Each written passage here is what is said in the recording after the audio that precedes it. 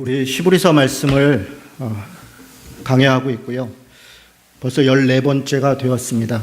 사실 히브리서에서 가장 유명한 성경이 히브리서 11장이라면 가장 많이 설교되는 본문이 오늘 우리가 읽은 히브리서 12장 1절 2절 말씀일 것입니다. 아마 믿음의 경주를 경주하라 이런 제목으로 주제로 설교를 들었거나 또 혹은 여러분들이 성경을 가르칠 때 이야기했던 분들이 상당히 많이 있을 것입니다. 굉장히 우리에게 힘이 되고 또 우리를 돌아보게 하는 그런 귀한 말씀입니다. 히브리서 12장 1절은 이러므로로 시작합니다. 이러므로. 저는 성경에서 여러 중요한 단어들, 그럼에도 불구하고 그리 아니하실지라도 그런 기타 등등 여러 중요한 그런 단어들이 있습니다. 그러니까 상황을 전환하는 단어들이죠. 그 중에 저는 굉장히 중요하게 또 집중해서 보는 단어 중에 하나가 이러므로입니다. 그러므로. 왜냐하면 신약성경은 대개가 다 앞부분은 교리를 얘기합니다. 믿음이 이런 것이다. 은혜가 이런 것이다. 사랑은 이런 것이다. 라는 걸 설명합니다. 그리고 그것으로 끝나는 것이 아니라 그래서 믿음을 너희들 스스로 알아서 해라. 사랑을 하고 살아라. 라고 그냥 관념적인 어떤 생각으로만 그치는 게 아니라 신약성경의 대부분은 그래서 어떻게 해야 되는가 라고 하는 것으로 이어집니다. 교리에서 끝나는 게 아니라 윤리로 넘어가는 것이죠. 우리가 어떻게 살아야 되는 것이 믿음으로 산다는 것인가, 어떻게 사는 것이 사랑하며 산다는 것인가 라고 하는 것을 이야기하는 게 이러므로, 그러므로 이런 것입니다. 로마서에도 보면 11장까지는 교리입니다. 그리고 12장 1절부터 그러므로 이렇게 시작합니다. 에베소서, 빌립보서 다 마찬가지입니다. 어느 앞부분에 대개 3장, 4장 정도는 교리와 어떤 믿음에 대해서 여러 가지 것들을 설명합니다. 그리고 나서 그러므로. 그런데 그러므로를 들여다보면 뭔가 굉장히 고차원적이고 그야말로 관념적인 어떤 신앙의 높은 차원의 어떤 것들을 요구할 것으로 보입니다.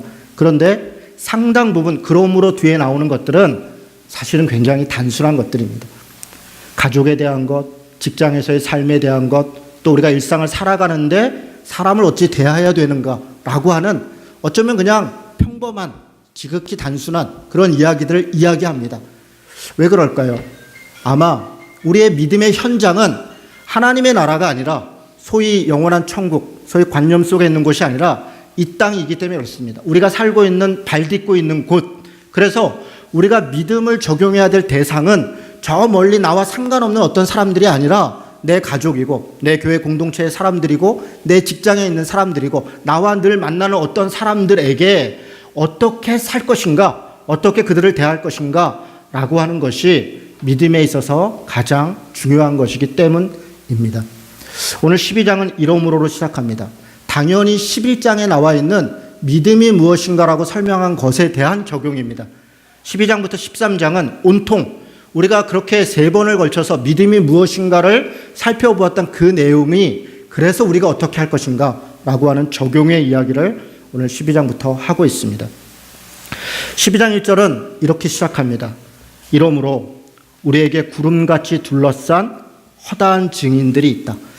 여러분 이것도 좀 뜻밖입니다. 이러므로 이렇게 해라. 이러므로 이렇게 해라. 이렇게 시작될 법합니다. 아마 14절에 보면 12장 14절은 모든 사람과 더불어 화평과 거룩함을 따라라. 이렇게 시작합니다. 아마 대개의 복음서들은 혹은 서신서들은 그러므로 다음에는 이런 단어가 나옵니다. 거룩함을 따라라, 화평함을 따라라, 뭘 해라 이런 단어들이 나옵니다. 그런데 12장 1절은 그렇게 직접 들어가지 않고 뭔가 이야기를 하려고 그러는데 조금 뜸을 들입니다. 왜냐하면 이렇게 이야기하는 것이 그렇게 쉽지 않기 때문에 그렇습니다. 믿음으로 산다는 것이 그냥 뚝딱 동전 넣으면 자판기에서 뚝 나오듯이 그렇게 뚝딱 되는 것이 아니라 상당한 많은 어려움들이 예고되어 있기 때문에 그런 것 같습니다. 뜸을 들이는데 이렇게 드립니다. 너희한테만 하는 얘기가 아니다. 이렇게 시작하는 것입니다. 쉽게 얘기해서 구름같이 둘러싼 허다한 증인들이 있다. 그렇게 살아갔던 수많은 사람들이 있다. 어떤 사람들이 있었습니까? 우리 11장에 그런 사람들 많이 봤습니다. 아브라함부터 시작해서 그래 모세로 이어져서 수많은 사람들이 때로는 승리도 하고 때로는 이기기도 했지만 그들이 믿음으로 고난과 아픔과 고통을 심지어는 광야와 유리함과 이런 것들을 감당했다. 그렇게 살았던 사람들이 우리 앞에 많이 있다는 겁니다. 그들이 우리의 증인이다. 그들이 우리의 증인이다. 이렇게 이야기합니다. 이 증인이라는 단어는 크게 세 가지 뜻이 있습니다. 목격해 보았다 이런 뜻이 있고요. 내가 증거하여 나눠줬다, 말했다 라는 뜻이 있고요. 세 번째로 중요한 뜻은 순교자라는 것입니다. 하나님의 사랑을, 그 믿음을 누군가가 증거하면서 말로 했다는 게 아닙니다. 삶으로 살았다는 겁니다. 그런 수많은 사람들이 있다. 또 누군가가 그렇게 살아가는 것을 지켜봤다. 그렇게 목격했던 사람들이 있었다. 그리고 그렇게 지켜보고 그렇게 말하는 것으로 인하여 먼저 하나님 앞에 순교한, 목숨을 내놓고 갔던 사람들이 있다. 사실 이 11장에 나오는 수많은 사람들은 이미 다 죽은 사람들입니다. 물론 수명을 다해서 죽은 사람도 있습니다. 그러나 상당수의 많은 사람들은 믿음으로 사는 것 때문에 중간에 그 목숨을 내놓아야 했었습니다. 그렇게 살았던 사람들이 많이 있다는 겁니다. 구름같이 있다. 구름같이 있다. 이렇게 이야기합니다. 여러분, 이런 사람들이 우리 이전에만 있었습니까? 구약 성경에 있는 이 소위 믿음의 사람들만 그렇습니까? 아니, 그렇지 않습니다. 저는 우리 주변에 현재도 일어나는 일들이 바로 이런 일들이다. 아까도 말씀드렸습니다. 우리 교인들 중에 누군가는 임신을 하고, 누군가는 결혼을 하고, 누군가는 승진을 하고, 누군가는 굉장히 인간적으로 볼 때 좋은 일들이 있습니다. 그것 때문에 우리가 축하하고 기뻐하는 사람과 함께 기뻐하는 것입니다. 박수를 쳐주고 함께 기뻐해주고 그렇게 합니다. 그러나 또 누군가는 뜻하지 않은 사고를 당하고, 누군가는 갑자기 입원을 하고, 누군가는 갑자기 죽음을 당하였습니다. 문제는 무엇입니까? 이것을 우리가 어떻게 바라보고 있는가? 저는 이런 것들을 바라보고 있는, 이런 상황을 당하고 있는 우리 성도들의 태도를 보면서 믿음이 저런 것이구나 라는 것을 바라보게 됩니다. 기쁠 때 교만하지 않고, 그것이 나 때문에 내 어떠함이 아니라 하나님이 주신 은혜구나, 하나님의 선물이구나, 그래서 감사할 수 있고, 그리고 고통과 아픔이 있을 때 참을 수 있고 인내할 수 있고 그것을 원망하지 않을 수 있는, 그렇게 믿음으로 그것을 감당하려고 하는 그런 자세를 볼 때 그것이 바로 믿음의 사람들이다. 여러분, 우리 믿음의 신앙의 선배들이 이렇게 살았던 것처럼, 또 혹은 지금 이 시간도 우리 안에 믿음으로 살고 있는 우리 공동체의 사람들, 또 멀리 있는 어떤 믿음의 사람들을 바라보면서 거기서 받는 위로는 이런 것입니다. 나만 그런 것이 아니다. 그렇습니다. 나만 그런 것이 아닙니다. 다 누구에게 있는 것입니다. 타락한 세상에서 이 땅 가운데 살아가는 동안 슬픔도 있고 아픔도 있고 때로 기쁨도 있고 한 것입니다. 그것이 우리의 삶이고 인생이다 이야기합니다. 구름같이 허다한 증인들이 있으니 뭐라고 얘기를 하냐면, 모든 무거운 것과 얽매이기 쉬운 죄를 벗어버려라. 이게 전제입니다. 전제. 지금 믿음으로 이렇게 살아라 어떤 이야기를 하기에 앞서서 뭘 얘기하냐면, 구름같이 허다한 증인들이 있으니, 그러니 너희들도 무겁고 얽매이기 쉬운 죄를 벗어버려라. 이 말은 어쩌면 같은 말입니다. 죄가 무엇인가? 죄는 무거운 것이다. 우리 마음을 짓누르는 것이고, 그냥 단지 짓누르고 있는 게 아니라 우리를 아주 끈질기게 얽매이는 것입니다. 벗어나지 못하도록 하는 것입니다. 여러분, 어떤 생각에 우리가 한번 빠지면, 뭐 이렇게 예를 들어보죠. 누군가가 나를 미워하는 것 같아 라는 생각을 가지면 거기서 벗어나지를 못합니다. 사실이 그것이 아니라 할지라도 그 사람만 보면 그 생각이 나는 것입니다. 계속 그것이 우리의 마음을 짓누르고 그 관계를 불편하게 하고, 아무것도 아닌 말이 마치 그런 것처럼 들리고, 그렇게 끈질기게 우리로 하여금 관계를 단절시키게 하고 우리의 마음을 억누르고, 이런 사소한 어떤 말 한마디도 마찬가지지만 우리가 이 땅에 살아갈 때 우리 안에 있는 어떤 욕심들, 또 혹은 어떤 것들이 우리를 하여금 끊임없이 그 실체와 관계없이 마음을 무겁게 하고 억누르게 합니다. 어떤 사람이 무서운 마음이 들면, 두려운 마음이 들고 불편한 마음이 들면 그 사람 앞에만 가면 말하기가 어려운 것입니다. 괜히 불편한 것입니다. 그냥 말해도 되는데 대개 그런 상대들이 우리는 아버지인 경우가 많습니다. 상욱 형제가 4년 전에 아버지가 입원한다고, 수술한다고 신방을 와달라고 했습니다. 그래서 불이 나게 짐을 싸들고 갔습니다. 굉장히 걱정을 하면서 얘기합니다. 왜냐하면 아버지와 무슨 대화를 해본 적이 별로 없어요. 그런데 아버지가 수술을 앞두고 있으니까 신방을 와달라는데 아버지가 어떻게 반응할까? 이게 너무 걱정인 거죠. 괜찮아. 걱정하지 마. 가보자. 부딪혀보자. 그리고 가서 만나서 대화를 하니까 의외로 아버지가 너무 화통한 분인 거예요. 기꺼이 받아들이고 기도하고 말씀을 읽을 때 함께 눈물을 흘리고, 상욱 형제가 충격을 받았습니다. 우리 아버지가 이런 분이 아닌데. 그래서 뭔가 좀 혼란스럽기 시작했습니다. 2년 전에 신방을 갔습니다. 우리 여기 집사님들 몇 분이 같이 갔지요. 가서 예배를 드리는데 의외의 이야기를 하시는 거예요.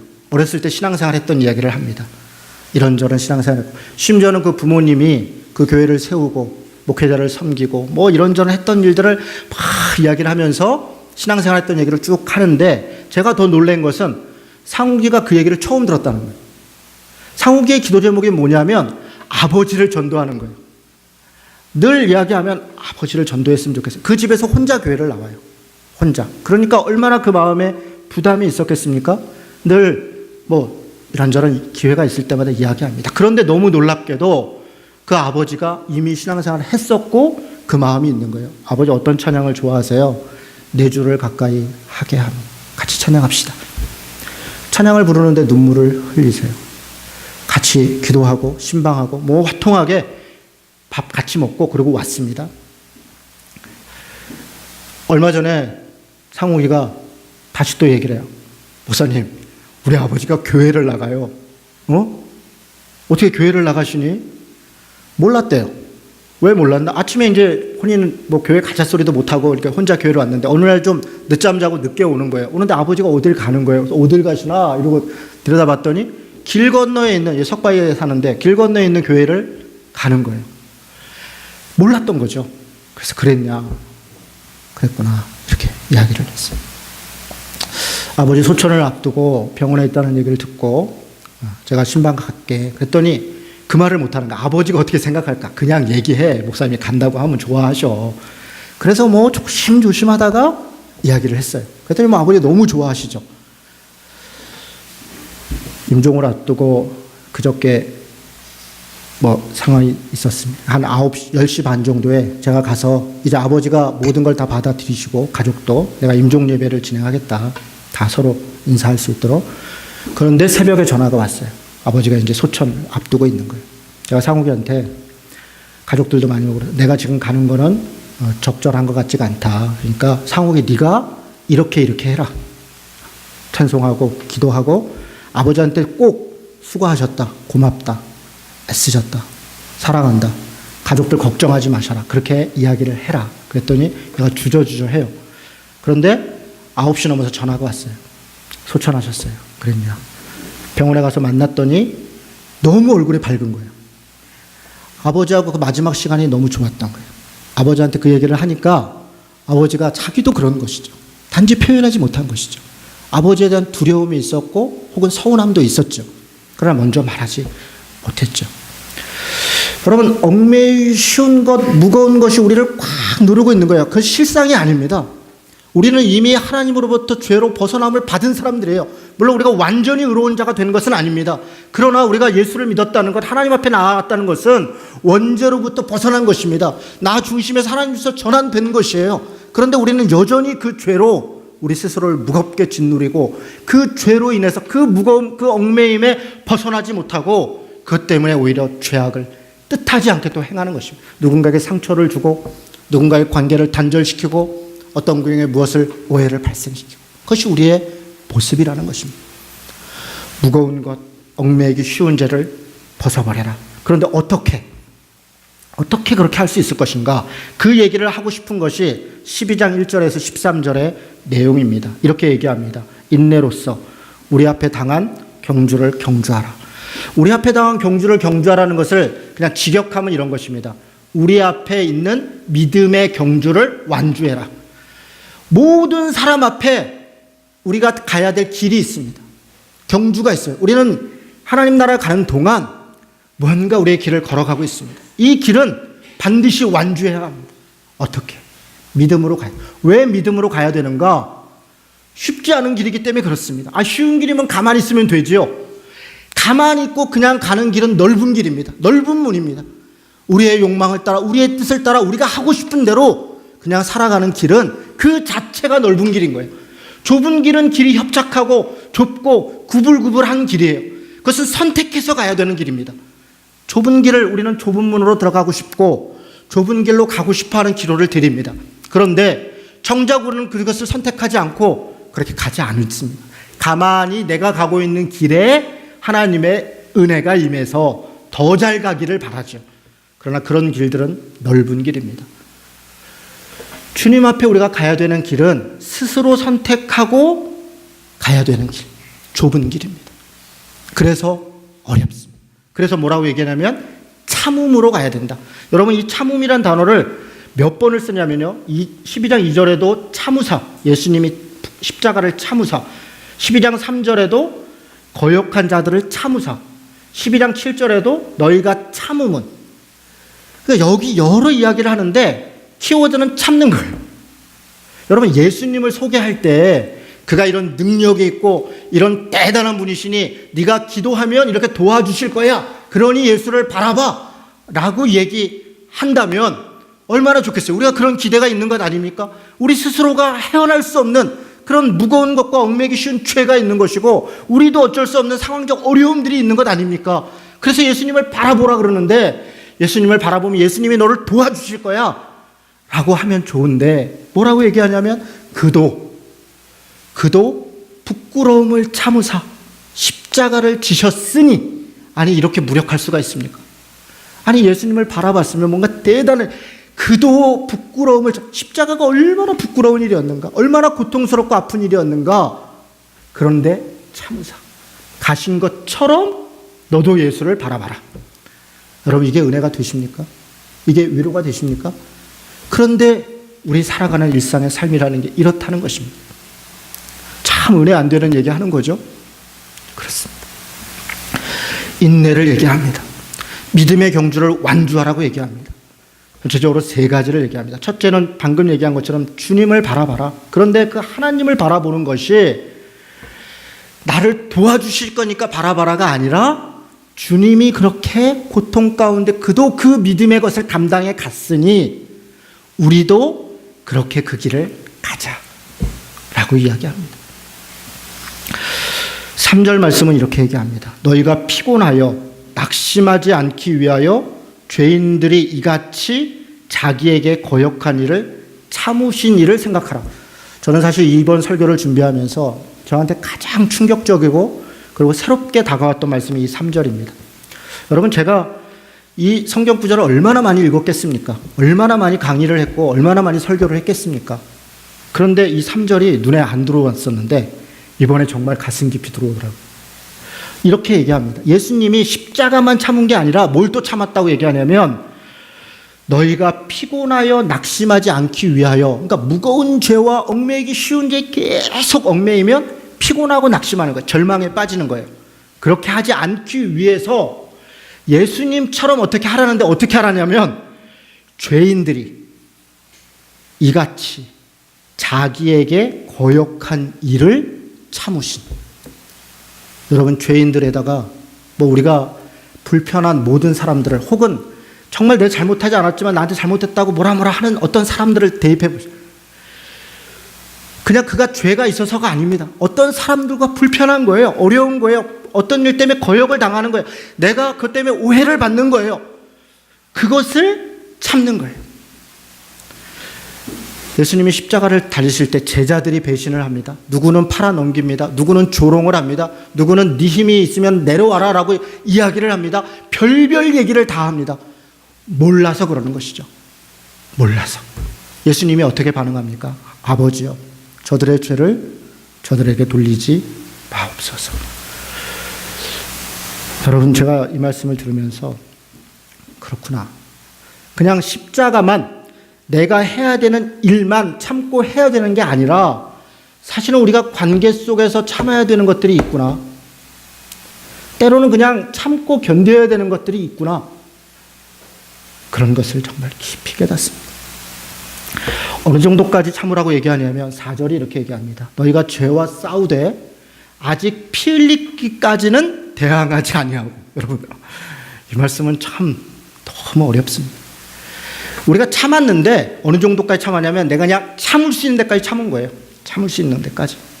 그런데 뭐라고 말씀해요? 너희 아직 피 흘리기까지 참지 않지 않았냐? 지금 여기 죄와 싸우는 게 가서 칼을 휘둘러라, 가서 뒤집어 엎어라, 그 얘기를 하는 게 아닙니다. 지금 어떻게 싸우라는 거예요? 참음으로 싸우라는 거예요. 참음으로. 주님이 참은 것처럼 너희도 참아라. 참는 게 싸우는 거라는 거예요. 그게 믿음이라는 거예요. 그런데 어느 정도까지 하라냐면 피 흘리기까지. 아직 그렇게까지 참지 않지 않았느냐? 뭐 아직 살만하지 않냐?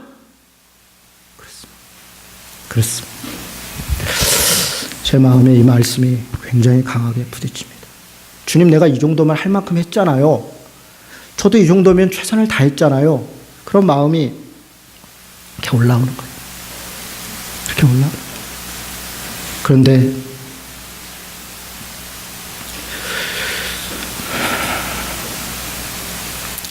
피 흘리기까지 순종하지 않았죠. 세상이 감당할 수 없는 사람으로 살자라고 수도 없이 외치면서 이 11장에 있었던 수많은 사람들이 어떻게 살았는가? 어떻게 살았는가? 가슴이 잘 와닿지 않았던 것 같습니다. 여러분, 우리는 믿음으로 사는 것이 무엇일까요? 주님을 바라본다는 것이 무엇일까요? 주님처럼 살자는 것입니다. 예수님이 십자가를 참으사 부끄러움을 개의치 아니하시고 그렇게 순종하신 것처럼 수많은 사람들의 오해와 혹은 핍박과 그런 것 속에서도 참으신 것처럼 주님은 죄가 없음에도 불구하고 오해를 받았고 죄가 없음에도 불구하고 핍박을 받았지만 우리는 죄가 있잖아요. 우리는 명백히 잘못한 것도 있잖아요. 우리는 죄인이잖아요. 누군가에게 상처를 주었잖아요. 그런데도 못 참는 거죠. 그런데도 못 참는 거죠. 참사. 그렇게 권하고 있는 것입니다. 5절 말씀부터는 그러면 어떻게 우리가 이것을 참을 수 있겠는가를 설명합니다. 어떻게 이것을 참을 수 있는가? 5절 말씀을 한번 같이 읽도록 하겠습니다. 같이 읽습니다. 또 아들들에게 권하는 것 같이 너희에게 권면하신 말씀도 잊었도다. 일러스되 내 아들아 주의 징계하심을 경히 여기지 말며 그에게 꾸지람을 받을 때에 낙심하지 말라. 여러분, 여기서 제가 여러분이 생각하기에 좀 뜻밖의 얘기를 하나 드리겠습니다. 우리는 이 말씀을 주의 징계, 그러면 하나님이 우리를 징계하시고 혹은 어떤 벌을 주시는 것을 생각합니다. 그런데 사실 이 단어는 물론 징계라고 번역하는 것이 잘못된 것은 아닙니다. 그런데 징계보다 더 적절한 단어는 이 본문에서 이야기하고 싶은 것을 더 적절하게 표현하는 단어는 훈련입니다. 훈련. 제가 그래서 영어 성경을 찾아보고 여러 가지를 찾아보는데 NIV가 이걸 뭐라고 번역했냐면 disciplin이라고 번역했더라고요. discipline. 제가 영어가 잘 짧고 우리 애들이 절대로 아빠 설교할 때 영어 얘기하지 마. 발음 후져. 그래서 맨날 경고를 받지만 discipline이라는 단어가 뭔지는 압니다.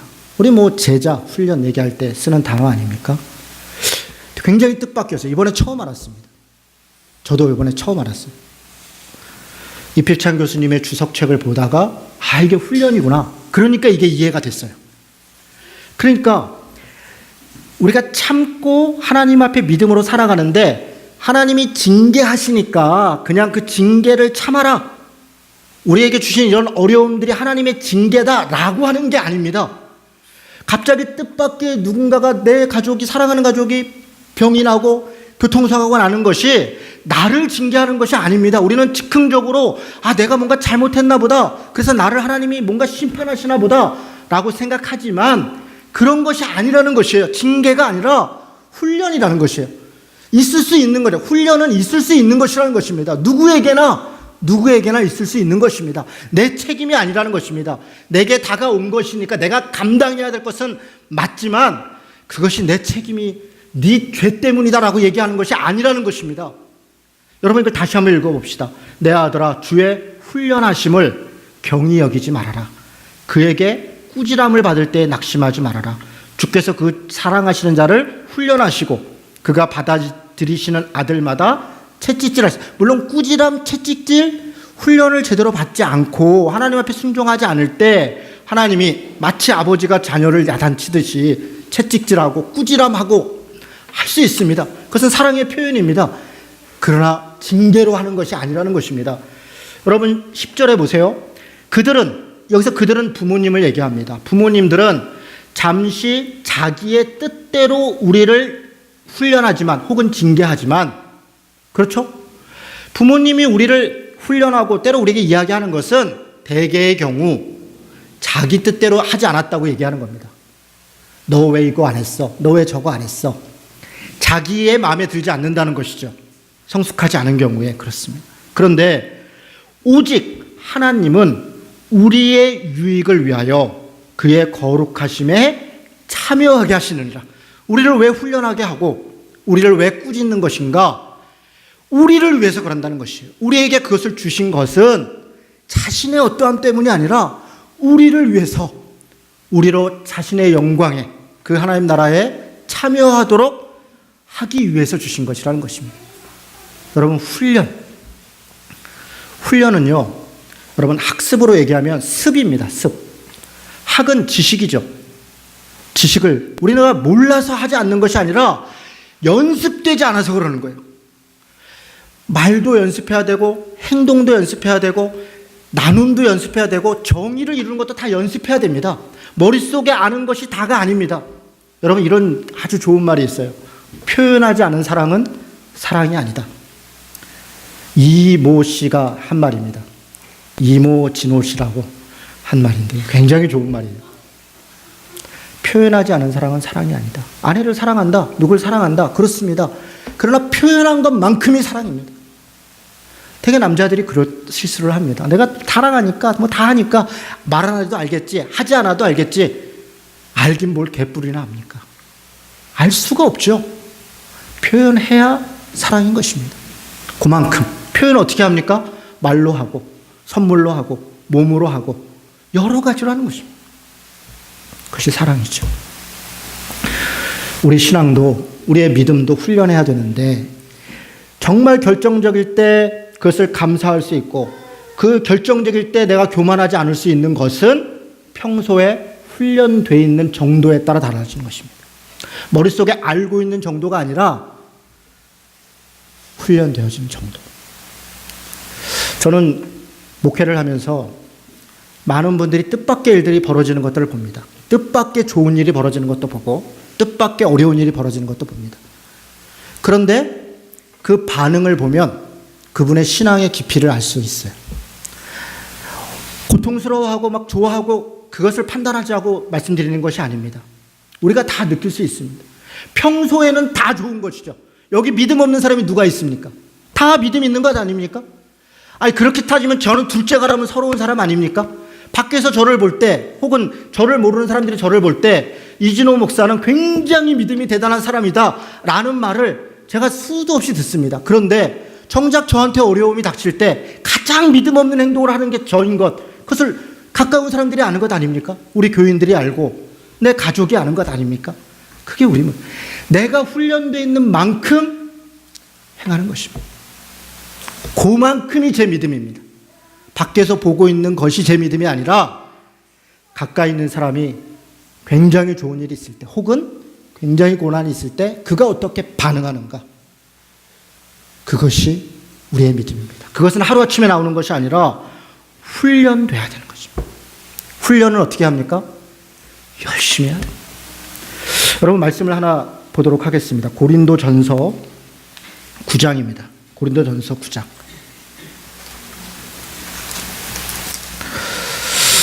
저는 우리 교인들이 좀 염려되는 게 하나 있어요. 우리 교회에 와서 제가 많이 강조하는 것 중에 하나가 자율이죠. 스스로 해라. 그랬더니 어떻게 하냐면 아무것도 안 해요. 오직 하는 거는 예배 시간에 나오는 것밖에 없습니다. 원래 신앙생활 할 때 큐티도 하고 전도도 하고 기도도 하고 뭐 열심히 헌금도 하고 했던 분들이 어느 날 아무것도 안 해. 그러니까 굉장히 자유롭죠. 이 굉장히 자유로움이 굉장히 성숙한 신앙이라고 착각하는 것이. 아니요, 여러분, 신앙은 되게 불편한 거예요. 신앙이 어떻게 자유로울 수 있습니까? 자유로운 마음으로 우리 스스로를 불편하게 하는 게 신앙입니다. 하지 않아도 될 걸 해야 되는 게 신앙이에요. 조금도 불편함이 없고 조금도 헌신함이 없고 조금도 시간을 들이지 않고 어떻게 하나님과의 관계가 형성됩니까? 고통당하는 사람이 누군가가 장례가 났는데 그걸 시간을 내서 참여하지 않고 어떻게 그 사람과의 고통에 내가 참여했다고 얘기할 수 있습니까? 기쁜 일이 있든 슬픈 일이 있든 내 시간을 내고, 시간이 없으면 돈을 보내고, 돈이 없으면 전화를 하고 말이라도 하고, 그래야 그게 관계가 되는 것 아닙니까? 굉장히 불편하죠. 그걸 챙기는 게. 하나님과의 관계도 마찬가지죠. 저는 걱정스러운 게 우리 교회에 함께 신앙하는 생활하는 우리 형제자매들이 너무 자유로워서 이 자유함이 너무 깊어서 스스로 모든 것을 다 성숙하게 할 수 있는 정도로 가는 게 아니라 로마서 6장에 얘기하는 것처럼 완전히 방종해서 그냥 아무것도 안 하는 것을 그냥 굉장히 성숙한 걸로 착각하고 있는 것이 아닌가 염려할 때가 많이 있습니다. 여러분, 고린도전서 10장이 이렇게 얘기합니다. 23절에 내가 복음을 위하여 모든 것을 행함은 복음에 참여하고자 함이라. 운동장에서 다름질하는 자들이 다 달릴지라도 오직 상을 받는 사람은 한 사람인 줄을 너희가 알지 못하느냐. 너희도 상을 받도록 이와 같이 다름질하라. 이기기를 다투는 자마다 모든 일에 절제하나니 그들은 썩을 승리자의 관을 얻고자 하되 우리는 썩지 아니할 것을 얻고자 하노라. 그러므로 나는 다름질하기를 향방 없는 것 같이 아니하고 싸우기를 허공을 치는 것 같이 아니하며 27절 말씀 같이 읽습니다. 시작. 내가 내 몸을 쳐 복종하게 함은 내가 남에게 전파한 후에 자신이 도리어 버림을 당할까 두려워함이라. 어느 정도까지 훈련을 받아야 된다는 것입니까? 자기 스스로를 절제하는 것, 자기를 쳐서 복종하기까지 훈련해야 되는 것입니다. 무엇을 훈련합니까? 하나님의 말씀을 훈련하는 것입니다. 여러분, 어떤 일이 있을 때 말씀이 튀어나올 수 있도록 말씀을 외우고 말씀을 읽고 말씀 안에서 그 깊이 있게 고민하고 그 작업이 없이 어떻게 고통 가운데 있을 때 말씀이 튀어나옵니까? 말씀 앞에 훈련하고 기도를 훈련하고 사랑을 훈련하고 인내를 훈련하고 복음을 전하는 것을 훈련하고. 여러분, 복음 전하는 게 쉬운 일이 아닙니다. 전도지 한 장 들고 밖에 나가서 이렇게 전해봤습니까? 굉장히 민망하고 쪽팔리고 속상하고 복잡하고 그런 마음이 듭니다. 그러나 예수 믿으세요. 교회 오세요. 그것도 연습이에요. 단 한 번도 복음을 전해본 적이 없다. 자랑이 아닙니다. 내가 살아가는 모습을 보고 저가 복음을 알았으면 좋겠다. 천만의 말씀이에요. 저는 한 사람도 그런 사람 본 적이 없습니다. 저 사람 사는 거 보니까 나도 예수 믿고 싶다. 그런 얘기를 들어본 적이 있습니까, 여러분? 저는 절대로 그런 사람, 저도 그런 사람이 아니에요. 우리가 다 죄인인데 우리가 어떻게 예수님입니까? 누가 우리 모습을 보고 예수님을 믿고 싶어 합니까? 그렇게 자신이 있습니까? 우리는 죄인임에도 불구하고 전도를 하는 것이고 우리는 여전히 부족함에도 불구하고 말로 전하는 것이에요. 그것을 연습하지 않고 어떻게 복음이 전해집니까? 여러분 중에 정말 누구를 보고 여기에 와 있는 사람이 있습니까? 내가 예수 믿을 때 정말 내가 저 사람 때문에 나한테 전도도 안 했지만 내가 그냥 거의 없을 겁니다. 그런 사람이 있다면 그게 간증이 되는 거죠. 특별히 하나님이 만나주셨구나. 여러분, 대부분 누군가가 여러분에게 복음을 전했습니다. 누군가가 여러분에게 손을 내밀었다고요. 다 훈련되는 것입니다. 다시 히브리서 12장으로 가겠습니다. 지금 히브리서 12장은 이렇게 얘기합니다. 믿음의 경주를, 우리 앞에 지금 살고 있는 이 믿음의 경주를 완주해라. 어떻게? 참음으로. 어떻게 참을 수 있는가? 첫 번째, 예수 그리스도를 바라봐라. 그가 참으신 것처럼 너도 그렇게 참아라. 그렇게 얘기합니다. 두 번째 어떻게 얘기합니까? 무겁고 얽매기 쉬운 자를 벗어버려라. 어느 정도까지? 피 흘리기까지, 끝까지 그렇게 죄를 벗어나야 된다. 세 번째로 뭐랍니까? 그러기 위해서 훈련해야 된다. 훈련해야 된다. 그러면 11절입니다. 무릇 징계가, 훈련이 당시에는 즐거워 보이지 않고 슬퍼 보이나 후에 그로 말미암아 연단받은 자들은, 연습된 자들은, 훈련된 자들은 의와 정의와 평화와, 그러니까 의, 평강, 신약이 이렇게 번역한 것들은 대부분 다 정의와 평화입니다. 이게 저스티스, 다 저스티스인데 이걸 라이츄니스로 번역을 했어요. 사실 이게 다 정의와 평화의 열매를 맺을 것이다. 그러므로 피곤한 손과 연약한 무릎을 일으켜 세우고 너의 발을 위하여 곧은 길을 만들어 저는 다리로 하여금 어그러지지 않고 고침을 받게 하라. 나는 힘이 없어. 내가 뭘 할 수 있어. 내 같은 것이, 내 같은 죄인이, 물론 그렇습니다. 그러나 거기서 멈춰서는 안 돼. 힘을 내고 하나님을 바라보고 다시 무릎에 힘을 세우고 손을 붙잡고 죄를 고백하고 다시 가십시다. 다시 가십시다. 이전 것은 지나간 것입니다. 이전 것은 지나간 것입니다. 보라, 새 것이 되었도다. 다시 하나님 앞에 믿음으로 순종하며 사시는 그런 우리 성도들 되시기를 주님의 이름으로 축원합니다. 아멘.